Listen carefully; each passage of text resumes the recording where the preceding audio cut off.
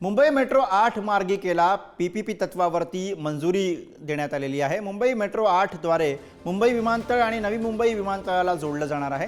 सार्वजनिक खासगी भागीदारी तत्वावरती मंजुरी देण्याचा निर्णय घेण्यात आला। सविस्तर प्रकल्प अहवाल सिडको मार्फत तयार करण्याचे आदेश दिले गेलेत।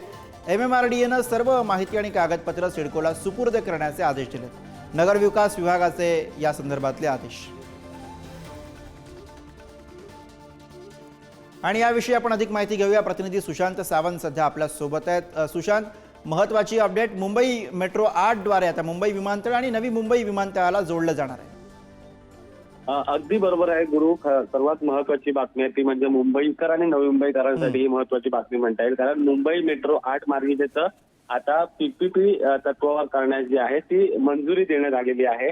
आणि यामुळे कुठेतरी मुंबई विमानतळ त्यासोबत नवी मुंबई विमानतळ आणि हे एकत्र जोडले जाणार आहेत। त्यामुळे कुठेतरी नवी मुंबईत राहणाऱ्या आणि मुंबईत राहणाऱ्या प्रवाशांना यामुळे दिलासा मिळणार। आपण जर बघितलं असेल तर मेट्रोसाठी धन्यवाद सुशांत या सगळ्या सविस्तर माहितीसाठी।